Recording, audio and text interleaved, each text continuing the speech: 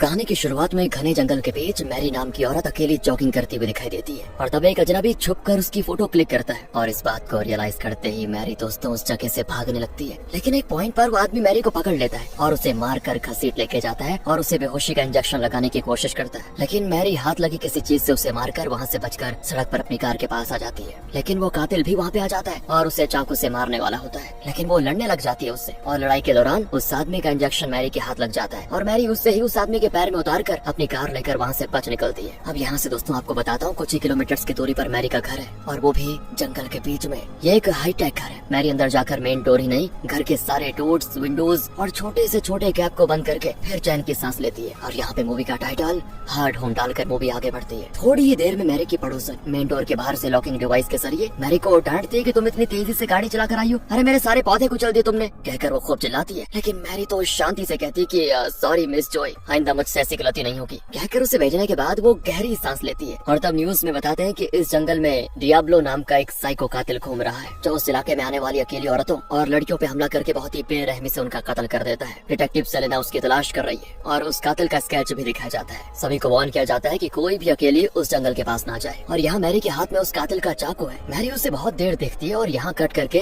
3 साल पहले का फ्लैशबैक दिखाते हैं। मैरी अपने पति रॉबर्ट और अपनी बेटी कैली के साथ पहली बार इस घर में आई थी और ये घर इतना हाईटेक है कि स्मार्ट वॉच के जरिए यहाँ हर चीज को कंट्रोल किया जा सकता है। कैली की उस समय तबीयत ठीक नहीं थी, मतलब वो ठीक से चल नहीं सकती, उसे वॉकिंग स्टिक की जरूरत होती है। तो मैरी उसे बताती है तुम इस घर में ऊपर नीचे आ जा सकती हो, यहाँ तुम्हारे लिए बहुत ही सुविधाएं होंगी बेटा, तुम्हें किसी के सहारे की जरूरत नहीं पड़ेगी इस घर में। तो कैली गुस्सा होती है कि माँ आप प्लीज मुझे एक नॉर्मल इंसान की तरह ट्रीट कीजिए, सुविधाओं के नाम पर आप मेरी कमियों को हर पर मुझे बताती रहेंगी तो मुझे यहाँ नहीं रहना। फिर मैरी और रॉबर्ट उसको शांत करते हैं कि बेटा कुछ ही दिनों में तुम्हारा ऑपरेशन होगा जिसके बाद तुम्हें सारी चीजों की जरूरत नहीं पड़ेगी कभी भी, लेकिन तब तक एक नॉर्मल लाइफ जीने के लिए हमने इस घर में तुम्हारे लिए सारी सेटिंग करके रखी हुई है। इस तरह खुशी खुशी शुरू हुई थी दोस्तों इस घर में इनकी जिंदगी। लेकिन अब लगता है यहाँ इनकी खुशी नाम की कोई चीज ही नहीं है। मैरी के चेहरे पे गुस्सा और आक्रोश है और इसका कारण है हाँ कुछ देर में पता चलेगा। अब मैरी के घर के उस हिस्से को दिखाया जाता है जिसको देखकर पता चलता है दोस्तों कि असल में मैरी उस कातिल को फंसाने के लिए ये सब कर रही है। वहाँ ढेरों सिस्टम्स होते हैं जिनमें घर के हर कोने के विजुअल्स दिखते हैं, यानी कि इस घर के हर कोने में कैमरा है। और मैरी कहती है कि आज तुम नहीं बचोगे डियाब्लो, तुम्हारी मौत मेरे हाथों होगी और वो भी बहुत घिनौनी मौत। और तब दिखाते हैं कि मैरी अपने जिस कार को पार्क करके अंदर आई थी उसके अंदर से साइको कातिल डियाब्लो निकलता है, यानी कि मैरी उस कातिल से बचकर नहीं आई थी बल्कि वो जानबूझकर उस साइको कातिल के हाथ लगी थी और अब उसको अपने घर में लाकर उसे फंसा रखा है उसने। तो अब डियाब्लो यहाँ से बाहर नहीं निकल सकता, वो मजबूरन एक दरवाजे के जरिए अंदर घुस आता है घर में, जो कि उसकी सबसे बड़ी गलती होती है। वो देखता है कि मैरी ने उसके बारे में, उसके विक्टिम्स के बारे में ढेरों डिटेल्स कलेक्ट करके रखी हुई है और तो और डियाब्लो के बारे में टीवी में जो न्यूज चल रही है उसे भी वो सुनता है। शुरुआत में जंगल के बीच बने केबिन के अंदर से पहली विक्टिम की लाश मिली थी। उस लड़की को डियाब्लो ने एक पिंजरे में बंद करके उसकी जीभ काट दी थी, फिर उसे जलाकर उसकी जान ली थी और उस लाश के पास ही एक पेड़ पर डियाब्लो ने अपना नाम कुरेद के रखा हुआ था। इस तरह और भी कई घिनौने कत्ल किए थे डियाब्लो ने और उन कत्लों की खबर वो खुद ही अपनी आंखों से देखता है, सुनता है। यही मैरी की चाल है दोस्तों, क्योंकि वो कातिल को साइकोलॉजिकली और इमोशनली बिल्कुल अटैक करना चाहती है उस पे। और कुछ हद तक उसका ये प्लान कामयाब भी होता दिखता है, क्योंकि अब वो अपने बचपन के बारे में सोचने लग जाता है। कौन? यही डियाब्लो, क्योंकि उसकी माँ उसको हमेशा ये कहकर कोसती थी कि बेटा तुम बिल्कुल अपने बाप जैसे हो, एक डेविल हो तुम। उसकी डांट खाकर डियाब्लो बहुत ही डिस्टर्ब हो जाता था। अभी भी वो उन बुरे दिनों को भूला नहीं था दोस्तों। मैरी उसके हर एक्सप्रेशन को, हर एक चीज को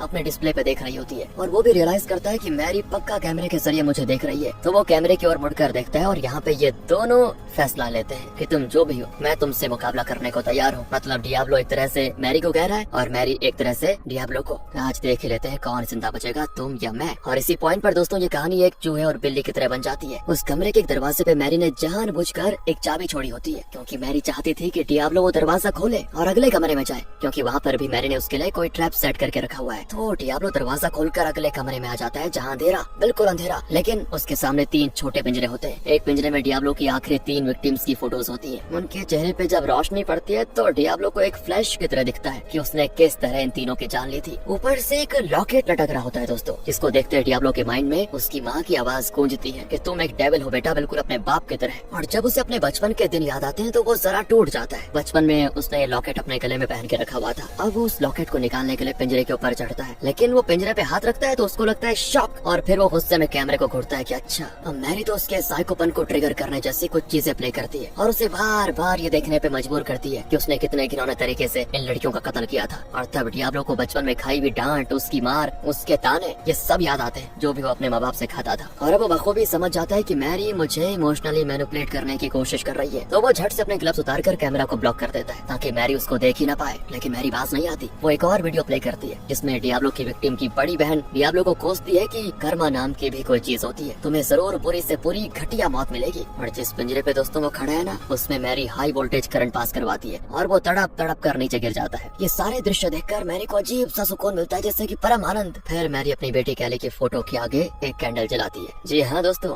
कैली भी डियाब्लो की विक्टिम थी और यहाँ पर पता चलता है कि अपनी बेटी के कत्ल का मैरी ये रिवेंज ले रही है। अगले सीन में डियाब्लो को होश आ जाता है और उस लॉकेट वाले चेन में एक चाबी होती है जो कि अगले कमरे का दरवाजा खोलेगी। तो डियाब्लो उस कमरे को खोल भी देता है, लेकिन अंदर जाने से कतराता है क्योंकि अब उसको डर जकड़ गया है कि पता नहीं मैरी ने वहाँ पे कौन सा ट्रैप सेट किया होगा। लेकिन मैरी एक ऑटोमेटिक हाई वोल्टेज करंट वाला गेट उसकी पीठ पे पिटवा देती है, जिसकी वजह से वो दूसरे कमरे में धकेल दिया जाता है। वहाँ डियाब्लो की और भी कई विक्टिम्स की कहानियां प्ले हो जाती है जो कि उसे काफी उकसा देती है। मैरी उससे दोस्तों और उकसाते हुए कहती है कि तुम कुछ कहना चाहते हो, कहो तो कहोगे भी या यूं ही देखते रहोगे। लेकिन जिस स्पीकर के जरिए मैरी की आवाज सुनाई दे रही थी ना, उसी को डियाब्लो तोड़ देता है। लेकिन मैरी का गेम अभी खत्म नहीं हुआ था दोस्तों। वो अब डियाब्लो को अगले कमरे में भेजना चाहती है और उसके लिए वो इस वाले कमरे में एक गैस रिलीज करवाती है और फिर कोई रास्ता ना पाकर उसको दूसरे कमरे में जाना ही पड़ता है। उस कमरे में ग्लास बॉक्स के अंदर एक एंजल की मूर्ति होती है जिसको देखकर डियाब्लो हिल जाता है। दरअसल ये उसकी माँ की कब्र पर रखी गई मूर्ति थी और उसे देखकर वो डरने लग जाता है। और तब उसके दिमाग में फिर से उसकी माँ की आवाज गूंजती है कि तुम एक साइको हो, एक डेविल हो, बिल्कुल अपने बाप की तरह। और तब मैरी उसके सामने उन 3 विक्टिम्स की फोटोज खड़ी कर देती है जिन्हें डियाब्लो ने हाल ही में मार मार कर खत्म कर दिया। वो उन फोटोज को देखने लग जाता है और याद कर रहा होता है कि उसने किस तरह इनकी जान ली थी। लेकिन मैरी चाहती है कि डियाब्लो भी दोस्तों वही दर्द, वही वेदना, ये सारी चीजें एक्सपीरियंस करे जो उसने लड़कियों को दिया, इन विक्टिम्स को दिया। वो जहाँ पे भी पैर रखता है ना, वहाँ पे आग लग जाती है। मैरी ने ऐसी सेटिंग करके रखी थी बिल्कुल। फिर वो आग से बचने के लिए यहाँ वहाँ भागने लग जाता है। लेकिन वो देख लेता है कि उस एंजल की मूर्ति के पास फर्श पर एक दरवाजा है जहाँ आग नहीं लग रही और वो उसे खोलकर बेसमेंट के अंदर कूद जाता है। ये भी दोस्तों मैरी का ट्रैप ही था क्योंकि वो चाहती थी कि डियाब्लो बेसमेंट में कूदे। यहाँ ये सब चल रहा होता है, लेकिन इसी बीच बाहर एकदम डोर के पास आकर खड़ी हो जाती है मिस जॉय, जो कैमरा में कुछ लेटर्स दिखाती है और कहती है कि तुम्हारे लिए आए हुए इंपॉर्टेंट लेटर्स हैं, ये दरवाजा खोलो, मैं अंदर आकर दे देती हूँ तुमको। तो मैरी शांति से कहती है आप एक काम कीजिए, उन्हें बॉक्स पे रख कर चले जाइए, मैं बाद में ले लूंगी, अभी मैं जरा बिजी हूँ। लेकिन जॉय कहती नहीं, मैं नहीं जाऊंगी, मुझे लगता है तुम घर के अंदर कोई इलीगल काम करती हो, इसलिए किसी को घर के अंदर नहीं आने देती, मैं पुलिस को कॉल करने वाली हूँ, बता रही हूँ। तो मैरी कहती है तुम चाहो तो मिलिट्री बुला लो, मुझे कोई फर्क नहीं पड़ता क्योंकि तुम्हारी बात को कोई बिलीव ही नहीं करेगा, उन लेटर्स को रख दो और दफा हो जाओ यहाँ से। तो दोस्तों वो भी लेटर्स को बॉक्स में रख कर चले जाती है और इस पॉइंट पर मैरी कैली को याद करती है। फ्लैशबैक में दिखाते हैं कि कैली के पैर का ऑपरेशन हो चुका था और वो खुद से चल भी पा रही थी, लेकिन उसे नी कैप पहनना होता था। वो बहुत कॉन्फिडेंटली अपना वॉकिंग स्टिक पानी में डाल देती है और कहती है मुझे इसकी जरूरत नहीं। वो बाहर भी जाना चाहती है तो मैरी उसे बहुत समझाती है कि बेटा अभी अभी तुम्हारा पैर थोड़ा ठीक हुआ है, प्लीज अभी बाहर मत जाओ, थोड़ा और रिकवर होने दो फिर जाना, और अभी कुछ और दिनों के लिए तुम्हें वॉकिंग स्टिक की जरूरत पड़ेगी। पर कैली जिद करती है कि और कितने दिन मुझे सब करना पड़ेगा माँ, कितने दिन बंद रखोगी मुझे घर में, मैं बाहर जाना चाहती हूँ, प्लीज मेरी केयर करने के नाम पे मुझे यहाँ बंदी बनाकर मत रखो, मैं बाहर जाकर एंजॉय करना चाहती हूँ। ये कहकर कैली तो चली गई थी उस दिन, लेकिन रात तक घर नहीं लौटी। जंगल के पास उसका नी कैप पाया जाता है दोस्तों। जी हाँ,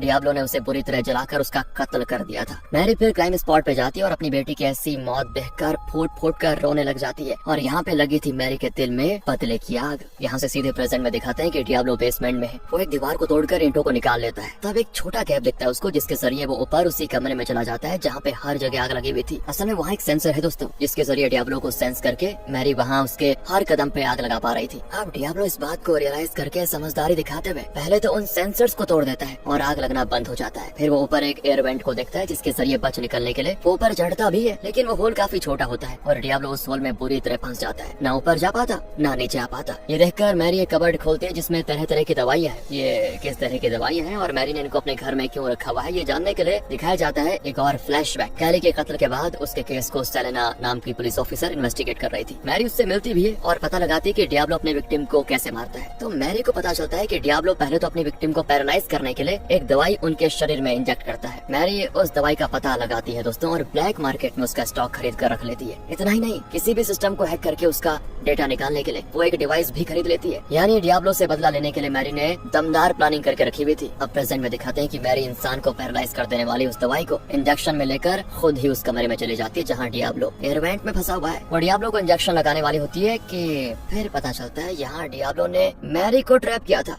हाँ दोस्तों, असल में वो जानता था कि अगर वो इस वेंट में फंस जाएगा तो मैरी डायरेक्टली यहाँ जरूर आएगी, इसीलिए उसने वेंट में फंसने की एक्टिंग की, सिर्फ एक्टिंग, और मैरी उसके जाल में फंस जाती है। और अब वो नीचे उतरकर मैरी को पकड़ लेता है और बुरी तरह पीटना शुरू कर देता है। मैरी अपने बचाव में कुछ भी नहीं कर पाती, लेकिन बेसमेंट जाने का जो छोटा दरवाजा था उसे खोलकर वो बेसमेंट में गिर जाती है। डियाब्लो भी अंदर कूद जाता है और मैरी के हाथ से अपना चाकू और वो पैरालाइज करने वाला इंजेक्शन ले लेता है और उस इंजेक्शन को मैरी की गर्दन पे उतार देता है। मैरी बेचारी धीरे धीरे पैरालाइज होने लग जाती है और अब डियाब्लो अपनी दूसरी विक्टिम की तरह मैरी की भी जीभ काटने वाला होता है कि तब आता है एक बड़ा ट्विस्ट, जिससे ये पता चलता है दोस्तों कि मैरी ने किस कदर परफेक्ट प्लानिंग करके ये सब खेल किया था। दरअसल मैरी बैकअप के तौर पर एक और इंजेक्शन भी लेकर आई थी, जिसे वो डियाब्लो के पैर में लगा देती है। इस वजह से डियाब्लो मेंटली थोड़ा कमजोर पड़ जाता है और उसे अपनी माँ की बातें फिर याद आ जाती है। बचपन में क्या हुआ था कि डियाब्लो ने अपने घर के कुत्ते की जान ले ली थी और तब उसकी माँ उस पर चिल्लाई थी कि तुम बिल्कुल अपने बाप पे गए हो, उसी की तरह तुम एक साइको हो, एक डेविल हो। ये लो, तुमने जिस कुत्ते की जान ली उसका खून अपने शरीर पर मल लो, फिर शायद तुम्हारी कत्ल करने की आग ठंडी हो जाएगी। ये सारी बातें याद करते करते वो एकदम से नीचे गिर पड़ता है और अब मैरी और डियाब्लो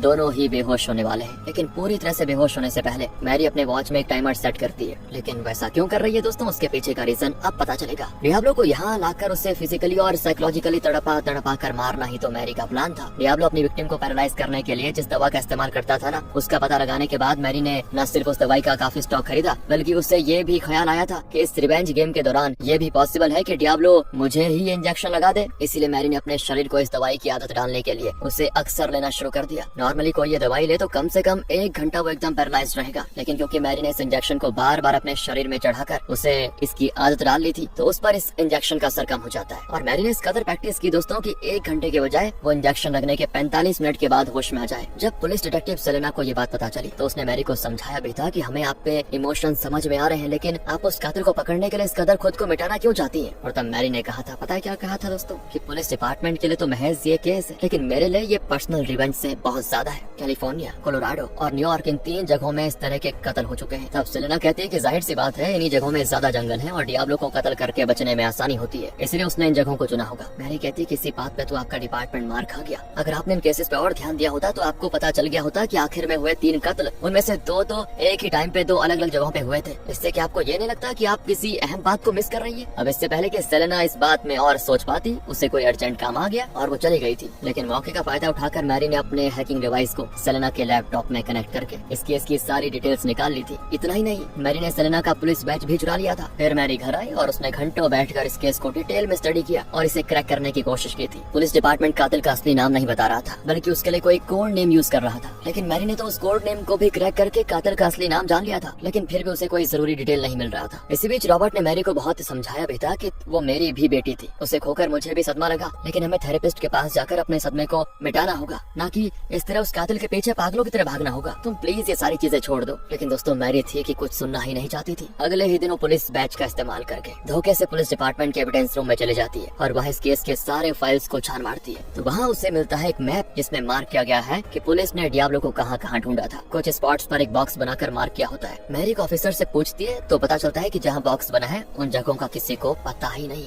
या फिर किसी का वहाँ जाना अलाउड ही नहीं है। ये भी पता नहीं कि ऐसी कोई जगह है भी या नहीं। और ये सारी बातें सुनकर मैरी को अंदाजा हो जाता है कि पक्का पुलिस ने हर जगह की तलाशी नहीं ली। अगले सीन में मैरी उन स्पॉट्स में जाकर देखती है, वहाँ कातिल की माँ की कब्र होती है दोस्तों, और पास से एक कुत्ते की कब्र भी, वही कुत्ता जिसे डियाब्लो ने बचपन में मार दिया था। और यहीं से मैरी ने डियाब्लो की माँ की कब्र पर रखी हुई वो मूर्ति और डियाब्लो का वो लॉकेट वाला चेन उठा लिया था। इस तरह मैरी ने डियाब्लो के बचपन से लेकर अब तक की पूरी कहानी जानने की कोशिश की थी। प्रेजेंट में मैरी को होश आ जाता है, लेकिन इससे पहले कि वो बच पाती, डियाब्लो भी होश में आ जाता है। दोनों के शरीर में अब भी उस दवा का थोड़ा थोड़ा असर तो रहता है। इसी वजह से भागना तो दूर, चलना भी मुश्किल हो जाता है। फिर भी मैरी रेंगते रेंगते डियाब्लो से बचने की कोशिश करती है, लेकिन वो भी मैरी का पीछा करता है, छोड़ता नहीं उसे। एक पॉइंट पर मैरी उठ खड़ी होती है और उससे बचकर भागने लग जाती है। डियाब्लो भी उसका पीछा नहीं छोड़ता। किसी तरह उससे बचकर मैरी जाती है बेसमेंट से ऊपर और अपने बेडरूम में जाकर लॉक कर लेती है। इस वजह से डियाब्लो उस तक पहुंच नहीं पाता, लेकिन वो गुस्से में मॉनिटर रूम में जाकर मैरी के सारे सिस्टम्स को तोड़ फोड़ देता है और इस वजह से मैरी का बेडरूम अनलॉक हो जाता है। दोस्तों फिर क्या था, ये देखकर वो आ जाता है बेडरूम की ओर, लेकिन आखिरी वक्त में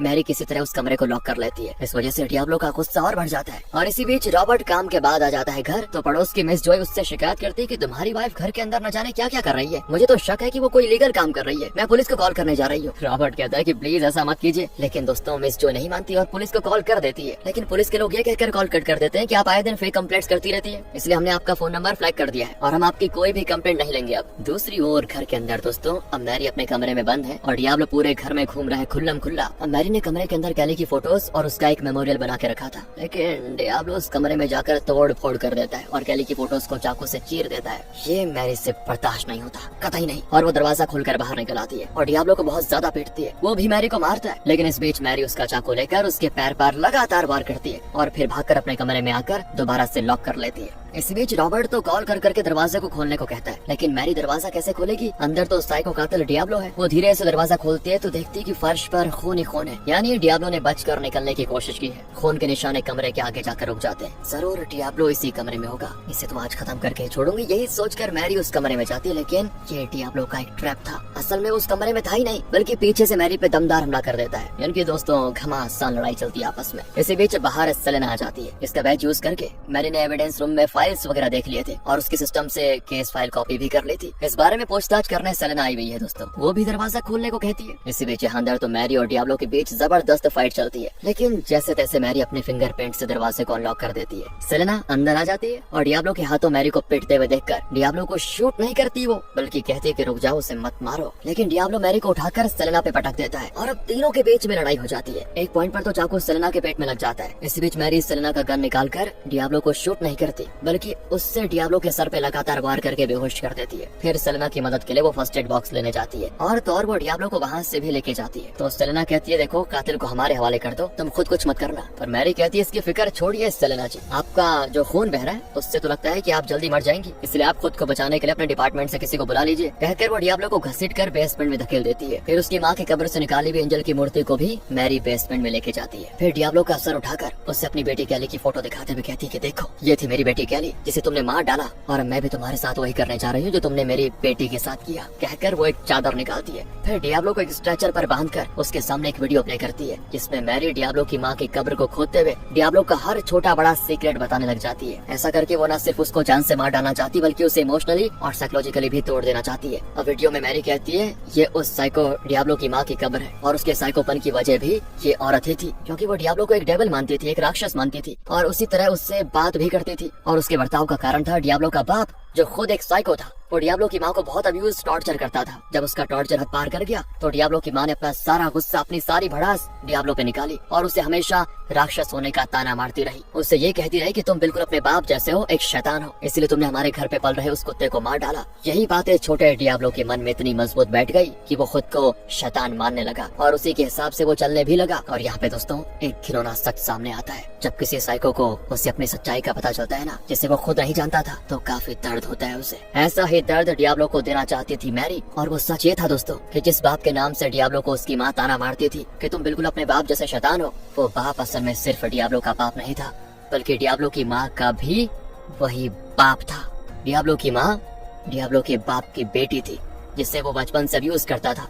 और जब वो बड़ी हुई तो उसके बाप की वजह से वो प्रेग्नेंट हुई और उसने एक बच्चे को जन्म दिया। वो बच्चा था डियाब्लो। मैरी ने अपनी तरफ से बहुत ही रिसर्च करके ये सब पता लगाया, जिसे उसने इस वीडियो में रिकॉर्ड किया। और अब इस वीडियो के जरिए डियाब्लो अपनी और अपने परिवार की असलियत जान रहा है। माना कि डियाब्लो का बचपन मुश्किलों से भरा था, और उससे भी ज्यादा उसकी माँ का बचपन और उसकी पूरी जिंदगी मुश्किलों से भरी थी। टॉर्चर और अब्यूज ये सब था, और इसी वजह से वो अपना गुस्सा डियाब्लो पे निकालने लगी और डियाब्लो उससे डरने लगा, उससे नफरत करने लगा। लेकिन इसका ये मतलब तो नहीं कि वो बड़ा होकर दूसरी लड़कियों का कत्ल करने लगे, ये बिल्कुल गलत है। यही सारी बातें डियाब्लो को बताते हुए मैरी उसकी माँ के कब्र को खोदकर उसकी माँ के स्केलेटन पे पेट्रोल डालकर उससे जलाती है, बिल्कुल वैसे ही जैसे कि डियाब्लो अपनी विक्टिम्स को जलाकर मार डालता था। इसके बाद दोस्तों वाकई में मैरी डियाब्लो की जीभ काट देती है और उस पे पेट्रोल डालकर उसे जलाकर राख कर देती है, बिल्कुल वैसे जैसे डियाब्लो अपनी विक्टिम्स की जीभ काट कर उनको जला दिया करता था। बिल्कुल इस तरह मैरी अपना रिवेंज पूरा करती है। और तब डियाब्लो के पॉकेट से 2 फोटोज नीचे गिरती है, जिन्हें मैरी ले लेती है और फिर बेसमेंट के दरवाजे को लॉक कर देती है। बाहर पुलिस फोर्स आ चुकी थी और घायल सेलेना का इलाज चल रहा होता है। तब मैरी उन 2 फोटोज को देखती है। उनमें से एक डियाब्लो के बचपन की फोटो होती है और एक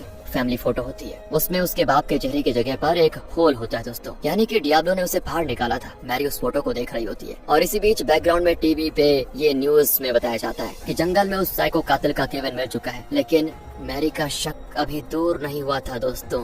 हाँ, क्योंकि उसने इस केस के बारे में जो जांच की थी उसके हिसाब से 2 अलग अलग जगहों पर एक ही तरह से 2 लड़कियों का कत्ल हुआ था, और वो भी एक ही टाइम पे। एक कातिल एक ही टाइम पे दो जगह कत्ल कैसे कर सकता है? तो क्या कातिल एक नहीं दो थे? इस सवाल का जवाब अभी नहीं मिला। लेकिन तब हमें उस फोटो को दिखाते हैं जिसमें डियाब्लो का बाप का चेहरा फाड़ निकाला गया है। उस हॉल में उसके बाप का रूप दिखता है। और इस पॉइंट पर दोस्तों हार्ड होम नाम की ये मूवी यहाँ पे खत्म होती है।